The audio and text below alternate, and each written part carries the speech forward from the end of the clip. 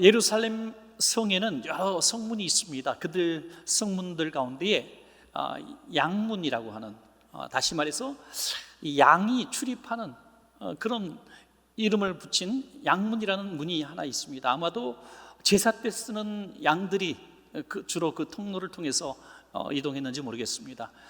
어쨌든 중요한 것은 그 양의 문 바로 옆에 베데스다라고 하는 못이 하나 있었습니다. 이 베데스다. 그런데 그 베데스다라는 못의 이름이 좀 특별합니다. 그 뜻은 자비의 집 또는 은혜의 집이란 뜻을 가지고 있습니다. 못은 건물이 아니잖아요. 그런데 집이라는, 그리고 은혜를 받고 자비를 받는 집이라는 그런 참 좋은 이름을 가진 못이 있었습니다.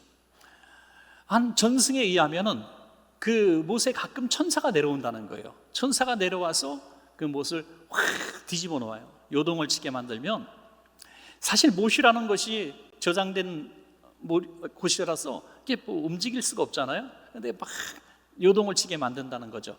그럼 그때 어떤 질병을 가진 사람이든지 1등으로 뛰어들어가면 어떤 병이든지 낫는다라는 것이 오래전부터 전승되어 온 그런 이야기였다고 합니다. 그래서 사람들이 병이 정말 심각한 사람들, 특별히 의원에서 고칠 수 없다고 하는 그런 불치난疾병 환자들이 그 마지막 쥐푸라기 잡는 마음으로 왔던 곳이 바로 베데스다 못가였던 것이죠. 그래서 얼마나 많은 사람이 모였는지 그곳에 뭐 특별히 뭐 여관을 지을 수도 없고 하니까 행각이라고 하는 이제 햇빛만 피할 수 있는 그런 행각 같은 것을 지었는데, 그것도 부족해서 하나하나 짓다 보니까 5개나 되었다는 거죠.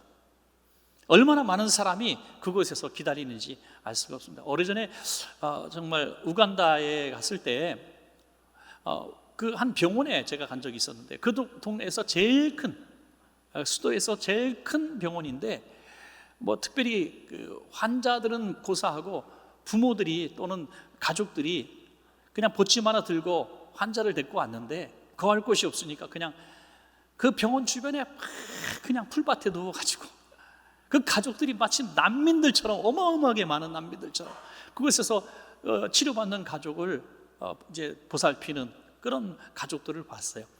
아마도 그런 모습이 아니었을까.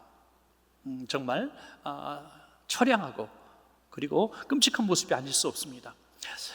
그런데 그 많은 환자들 가운데에 예수님이 만나주신 사람은 단 한 사람밖에 없었다는 거죠. 예수님이 그 베데스다 못가를 지날 때에 한 사람을 딱 주목해 보시더니 그를 치료해 주셨는데, 그가 38년 된 병자라고 했습니다. 38년 동안 그 큰 병에 고통받던 사람인데 그만을 고쳐주셨습니다. 자, 그렇다면은 예수님의 일에는 실수가 없고 다 이유가 있습니다. 그 많은 베데스다 못가에 있는 환자들 중에서 왜 이 사람은 고쳐주셨을까? 또 이 사람을 어떤 식으로 고쳐주실까 하는 방법, 또 그 이유, 우리가 궁금해하는 것이죠.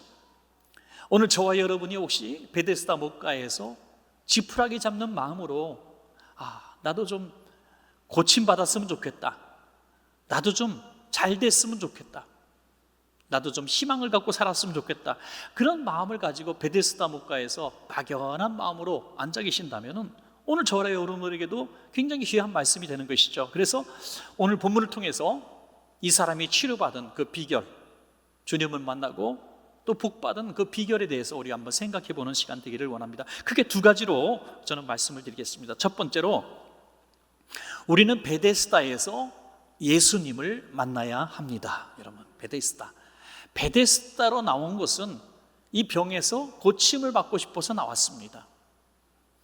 그래서 예수님께서 그에게 야, 너 낫기를 원하냐? 라고 물어보시니까 예, 낫기를 원합니다.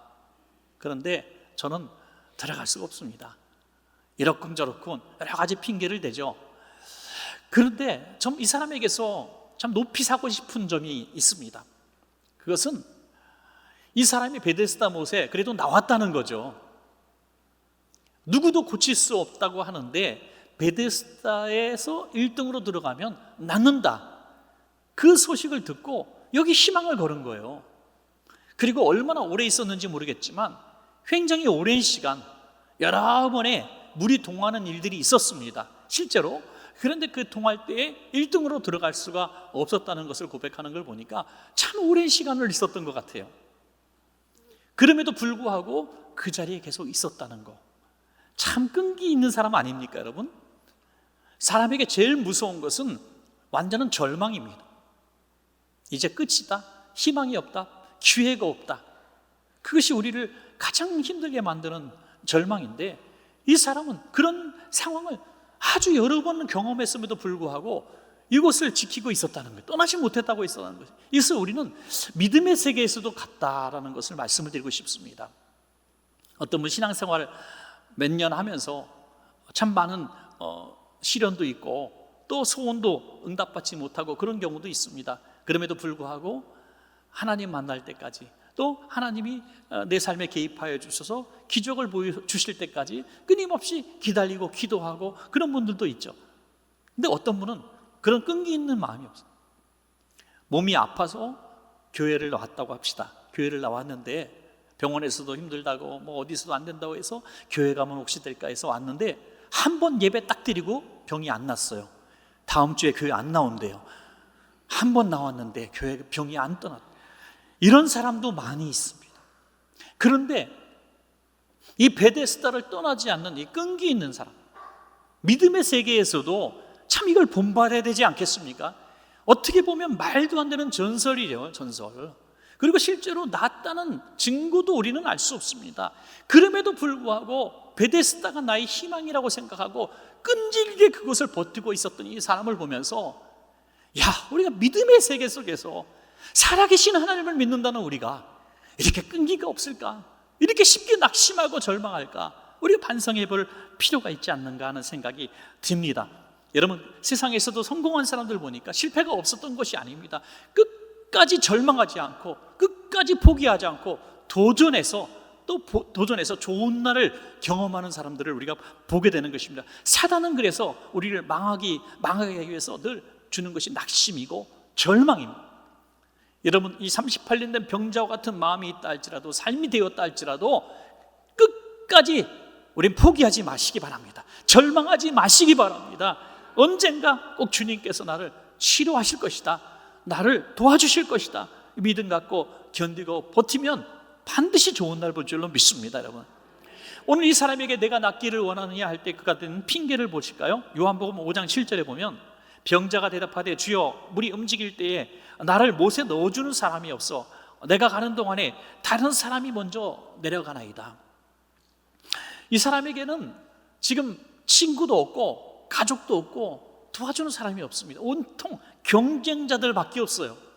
그래서 온 순서로 따지면 자기가 지금 1등인지도 모르겠어요. 번호표 받고 온 순서대로 들어오십시오 하면은 아마 순서가 됐는지도 모르겠어요. 그런데 이 사람은 지금 거동이 불편한 사람이에요.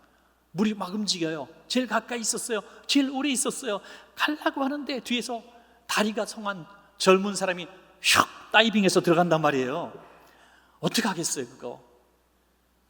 단 한 사람 1등만 들어가는, 1등만 치료하는 더러운 세상에서 지금 살아가고 있잖아요. 1등만 치료받는 그 경쟁이 치열한 베데스다라고 하는 곳에서 살아가고 있습니다. 여러분, 그래서 저는 이 베데스다가 우리가 살아가고 있는 이 치열한 세상이 아닌가 싶습니다. 순서도 없고요, 나이도 없고요, 예의도 없어요. 그냥 나만 잘 되면 남 어떻게 되든지 그냥 뺏어가고 또 도둑질해가고 그렇게 강도질을 해가고 고통받게 하면서도 전혀 죄의식이 없는 이 세상을 살아가고 있습니다. 유일한 소망은 뭡니까? 이 사람에게 유일한 소망은 나에게 사람들이 좀 있어서 물이 동할 때 나를 확 집어 던져 넣을 수 있는 그 사람을 좀 구해 주십시오. 이게 이 사람의 지금 소원입니다. 세상에서의 소원은 날 도와줄 사람이 필요합니다. 이게 소원이에요. 우리가 주님 앞에 섰을 때에도 이렇게 기도할 때가 참 많아요. 오늘 이 38년 된 병자는 지금 엄청난 축복을 받았습니다. 뭡니까? 예수님을 지금 만났잖아요. 그런데 예수님을 만났는데 그 예수님께 구하지 않고 예수님, 나를 베데스다에 던져줄 사람을 구해 주십시오. 지금 그런 얘기예요. 나를 좀 도와주시거든 베데스다에 나를 던져주셔서 베데스다가 나를 낫게 하는데 도와주십시오. 오늘 그런 생각으로 예수님을 대하고 있는 모습을 보게 됩니다. 오늘 신앙생활하는 수많은 사람들 가운데서도 이 베데스다라는 세상에서 살면서 예수님 앞에 구하지 않고 이 베데스다에서 누릴 것들을 예수님께 구하는, 주님, 내가 베데스다에서 살아가는데 1등만 기억하는 세상입니다. 너무 힘듭니다. 치열합니다. 나는 무능합니다. 1등으로 들어갈 수가 없습니다. 나는 몸이 아픕니다. 그러니까 예수님 좀 도와주셔서 세상에서 성공할 수 있도록 도와주시고, 세상에 우리 김 과장님 또 우리 사장님 마음을 감동시켜 주셔서 보너스도 좀 많이 주게 하시고, 또 좋은 선생님 만나서 치료도 잘 받게 해주시고, 이게 베데스다를 떠나지 못하는 기도 제목을 끊임없이 주님께 구하고 있는 것입니다. 여러분, 그렇지 않습니다. 베데스다보다 크신 분이 주님이십니다, 여러분. 그러므로 베데스다에서 고통받고 살아가는 우리들이 주님께 구하는 것입니다. 주님께 구하면 주님이 우리를 고쳐주시는 것이지 베데스다가 우리를 고쳐주는 것이 아닌 것입니다, 여러분. 저는 그래서 이 교회가 뭔가 어떻게 보면 베데스다라고 하는 세상 속에서 살아가는 우리들이 교회라고 하는 이 정말 구별된 공간 속에서 예수님을 만나는 공간이 아닌가. 예수님을 만나는 장소가.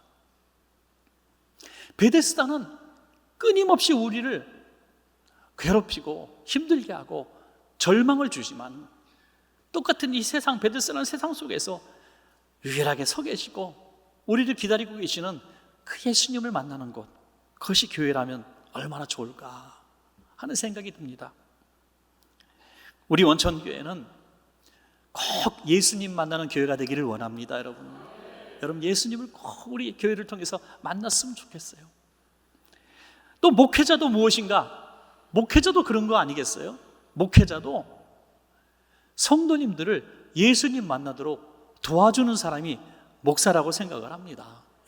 목사가 무슨 권위가 있어서 뭐 이렇게 하십시오, 저렇게 하십시오, 뭐 이렇게 하는 사람이 아니라, 여러분들을 어떻게 해서든지, 베데스다에서 고통받고 살아가는 사람들을 어떻게 해서든지 진정한 치료자이신 예수님을 만나십시오, 예수님을 만나십시오 하면서 끊임없이 권면하는 사람이 목회자라고 생각을 합니다. 그래서 우리들은 누군가를 전도하고 누군가로 교회로 인도할 때 이런 마음을 가졌으면 좋겠어요. 저 사람은 지금 베데스다에서 고통받고 있는 38년 된 병자다. 그의 소원은 오직 그 세상에서 벗어나지 못하고 세상에서 치료받고 세상에서 잘 되기 위해서 교회에 나가면 혹시 될까, 그런 마음을 가지고 있는 사람일 것이다라는 생각을 해야 된다는 거죠.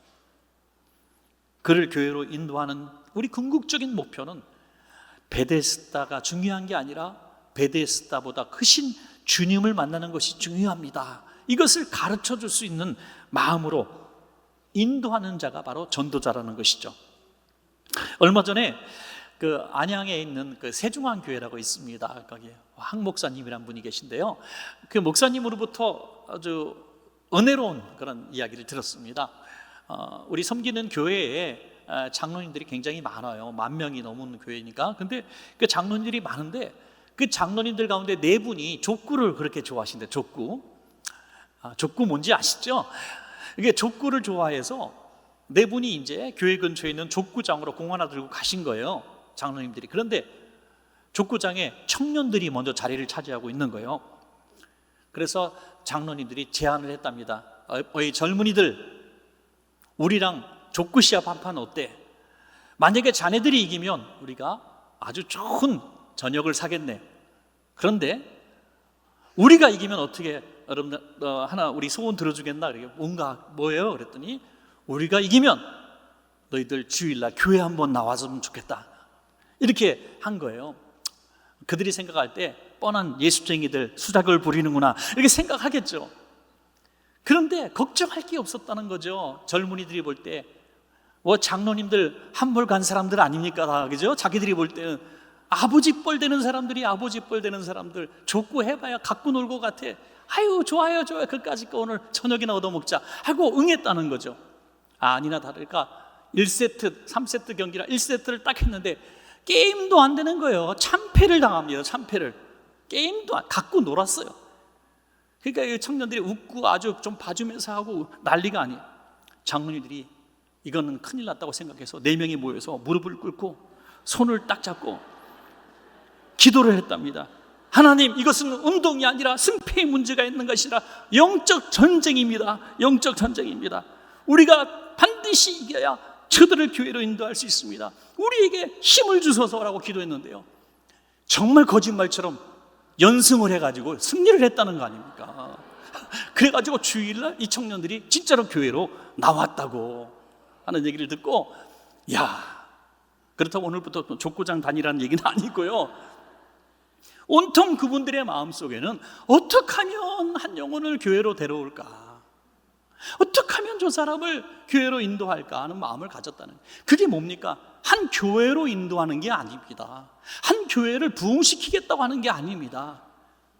그 사람을, 예수님 모르는 베데스다에 살아가고 있는 그 사람을, 고통받고 있는 그 청년들을 예수님 만나게 하기 위해서 데리고 나오는 것입니다, 여러분.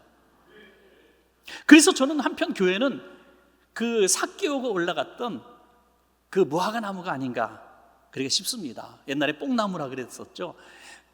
예수님을 만나고 싶은 삭개오가 예수님을 만날 수가 없어요. 왜냐하면 성경에 보니까 키가 작았다 그래요. 키가 작고 또 많은 사람들 앞에서 당당히 나설 수 없는 죄를 가진 사람, 겉으로 보면 성공한 사람이지만 속으로 보면 참혹하게 실패자, 공허한 사람이었습니다. 그런데 예수님이 너무 만나고 싶은 거예요. 베데스다라고 하는 세상 속에서 살아가면서 그는 실패자고 버림받은 사람이고 죄인이었습니다. 그에게 희망은 아무것도 없어요. 그냥 예수님 한번 만나면 무슨 일이 일어날까, 그런 기대와 희망을 가지고 예수님 만나러 왔는데 만날 수가 없어요. 보니까 나무가 있는 거예요. 그래서 나무에 올라갔다가 주님을 만나게 된 겁니다. 누가복음 19장 3절에서 4절 보면, 그가 예수께서 어떠한 사람인가 하여 보고자 하되 키가 작고 사람이 많아 할 수 없어 앞으로 달려갔다는 거예요. 보기 위하여 돌무화과 나무에 올라가니 이는 예수께서 그리로 지나가시게 됨이로라. 여러분, 얼마나 열정적으로 예수님 만나기 위해서 뛰어갑니까? 그래서 이 돌무화과 나무를 딛고 예수님을 만나게 되었다는 거죠. 여러분, 우리 교회도, 이 땅의 모든 교회들이 바로 예수님을 만날 수 있도록 받쳐주는 돌무화과 나무 같은 교회가 되어야 된다는 겁니다. 우리 먼저 예수님 만난 성도님들이 그렇게 받쳐주는, 도와주는 성도가 되어야 된다는 것이죠. 새 신자가, 못 보는 신자가 들어왔는데 내 자리라고 딱 차지하고 안 비켜주고 넘어가세요 이러지 말고 처음 좋은 자리에 앉혀드리고 반갑게 맞이하고, 나는 좀 희생하지만 식당에 갔는데 딱 보니까 칼국수가 딱 한 그릇 남아서 뒤에 내 줄에 뒤에 한 명이 더 있어. 얘가 먹으면 뒷사람 못 먹어. 이게 설정이에요. 그냥 설정. 이런 일이 거의 없겠지만 내가 뒷사람에게 양보하고 내가 그거 한 끼 안 먹는다고 해서 뭐 어떻게 되겠습니까, 여러분? 그게 아니죠. 어떻게든지 나는 돌무화과 나무가 돼서 예수님 만날 수 있도록 나가 희생하고 받쳐주는 거예요. 받쳐주는 거, 높여주는 겁니다. 그것이 바로 이 돌무화과 나무 같은 교회, 돌무화과 나무 같은 성도의 모습이 아닌가. 그래서 이 삭개오가 주님 만나서 그의 삶이 온전히 변화되고 치유되는 모습을 우리가 보게 되는 것입니다. 여러분, 이것이 우리가 오늘 치유받은 첫 번째 비결, 베데스다에서 예수님을 만난다 하는 것이죠. 마지막 두 번째는 주님의 말씀에 순종하는 것입니다. 내 자리를 들고 걸어가라. 이것이 우리의 기적의 비결입니다, 여러분. 여기 보니까 구체적으로 이렇게 말씀하죠. 요한복음 5장 8절에서 9절, 예수께서 이르시되, 일어나, 먼저 일어나야 합니다. 내 자리를 들고, 내가 누웠던 자리를 들어야 합니다. 세 번째, 걸어가라 하시니 그 사람이 곧 나와서 자리를 들고 걸어가니라. 아멘. 단계적인 거잖아요. 먼저 가장 중요한 것은 일어나야 한다는 것이죠. 그런데 이 사람은 일어날 수 없는 사람이지 않습니까? 마음껏 몸을 움직일 수 없는 사람입니다. 그래서 늘 1등을 빼앗겼던 사람입니다. 그런데 고침받기 전에 일어나라, 한 번도 일어나지 못했던 사람에게 일어나라 라고 말씀하실 때 일어난 줄로 믿습니다. 여러분, 이게 바로 우리가 기적을 경험하는 첫 번째 순종입니다. 많은 그리스도인들이 교회에 와서 제일 많이 쓰는 기도의 어떤 문장 중에 하나가 주여 내가 믿습니다. 주여 내가 말씀대로 될 줄로 믿습니다. 내가 오늘 기도한 대로 이루어질 줄로 믿습니다. 오늘 목회자가 기도해 준 대로 될 줄로 믿습니다. 믿습니다라는 말을 제일 많이 사용하는 것 같아요. 그런데 정말 일어나 본 적은 있는가?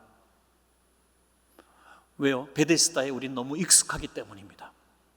그곳에서 너무 길들여졌기 때문입니다.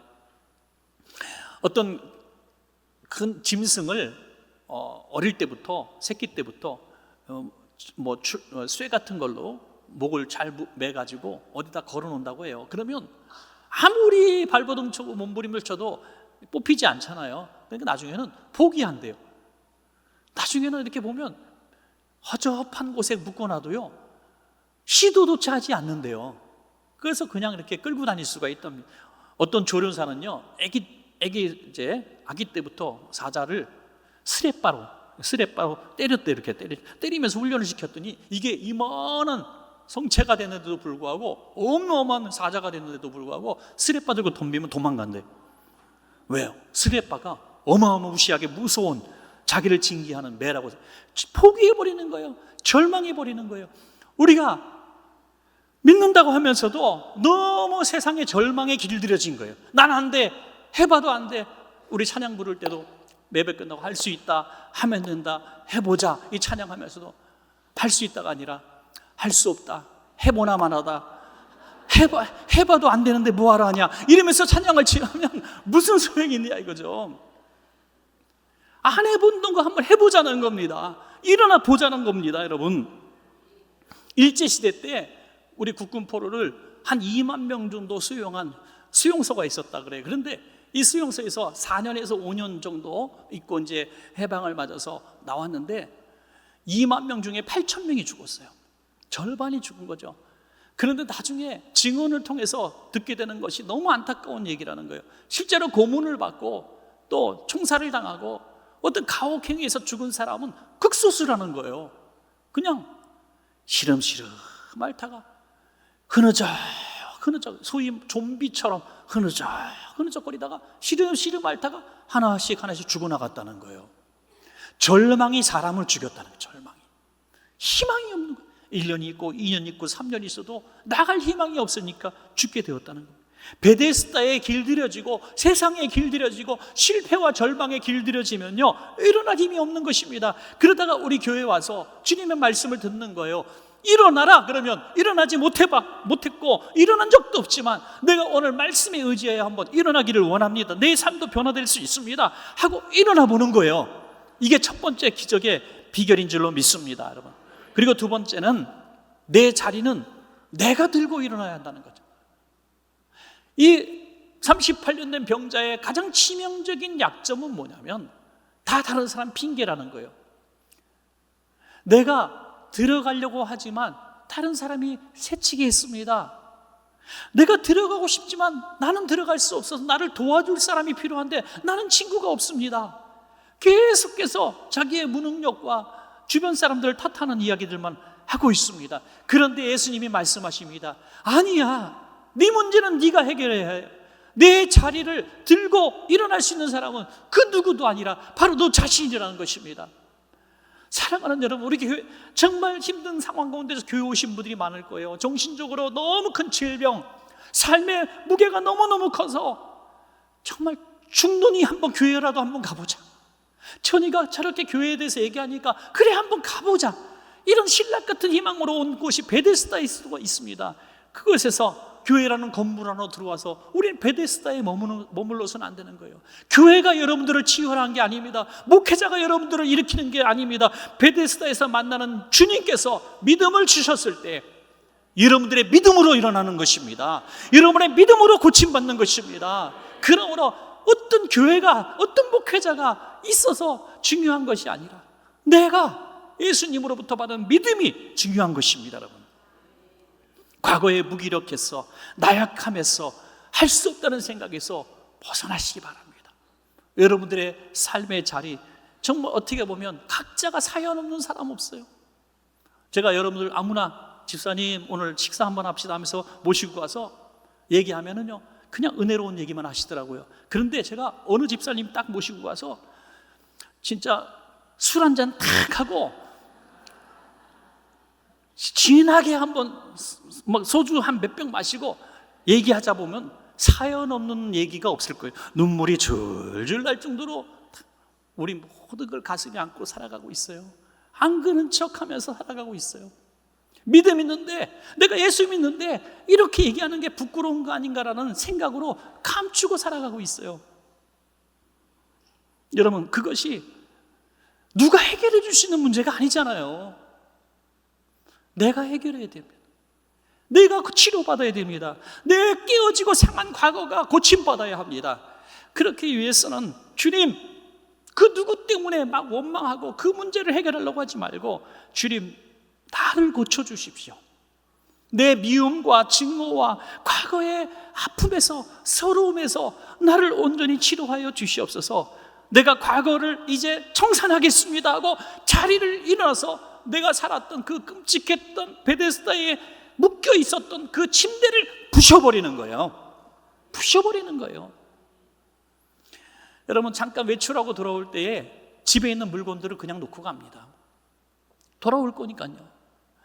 침대도 그냥 자던 침대 이불 대충 이렇게 흔들어 놓고 나갔다 또 거기서 그대로 잡니다. 계속 있어야 될 곳이니까. 그러나 이사를 가는 사람들은 그 침대를 가져갑니다.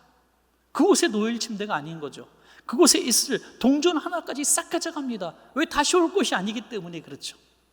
이 사람이 다시 베데스다에 올 이유가 없는 사람입니다. 왜? 고침받았기 때문이죠. 우리 예수 믿는 사람이 베데스다에 머물고 베데스다에 더 이상 우리 마음을 둘 필요가 없습니다. 우리의 이제 눈은 저 하나님 나라를 향해서 있어야 될 줄로 믿습니다, 여러분. 그래서 세상에 묶여 있고 익숙하고 세상에서 매여 있었던 고통의 그 이부자리를 우리가 다 버려버리고 그 침대를 부서뜨리고 우리는 내가 벌쩍 들고 나가야 된다고 하는 것이죠. 여러분, 근데 그게 참 어렵잖아요. 많은 것을 가진 사람일수록 베데스다에 막 집을 져놓은 사람도 있을 거예요. 그런데 그 사람은 갈 수가 없어요. 왜? 이곳이 너무 공을 들여놓은 거잖아요. 너무 돈을 많이 투자했기 때문에 이사를 갈 수가 없는 거예요. 그래서 예수님이, 야, 부자가, 다시 말해서 많은 것을 가진 사람이 천국에 들어가는 게, 낙타가, 이게 봉이 이렇게 있는 낙타가 바늘구멍으로 들어가는 것보다 더 어렵다. 왜요? 베데스다에 너무 많은 것들을 만들어 놨기 때문에 그걸 부시고 청산하고 나갈 수가 없는 거예요. 그래서 그러면요, 다 아무것도 없고 정말 땡전한 일 없어서 집도 없고 아무것도 없는 사람이 천국 가겠네요. 조금이라도 뭐가 있으면 천국 가기 어렵네요. 그럼 어떻게 천국 갈 사람이 과연 누가 있겠습니까? 라고 물어봤을 때 예수님이 하신 말씀이 너무 귀합니다. 마태복음 19장 26절에 예수께서 그들을 보시며 이르시되 사람으로는 할 수 없으나 하나님으로는 다 하실 수 있느니라. 아멘.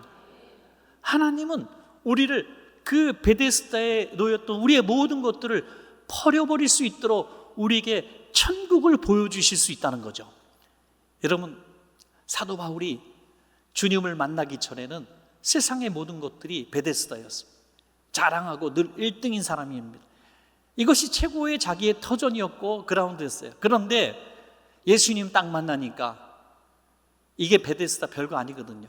그래서 다 배설물처럼 버리고 나는 오직 저 천국을 향하여 달려가노라, 이렇게 선언했다고 하는 것이죠. 여러분, 우리가 살고 있는 지역과 살아왔던 환경과 또 우리의 시간들, 아픔과 슬픔들, 기쁨, 모든 것들 좋습니다.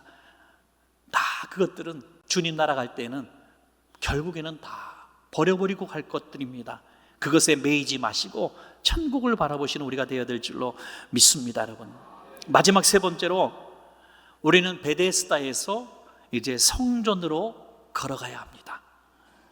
여러분, 이 사람은 병고침이라고 하는 목적을 가지고 베데스다에 왔습니다.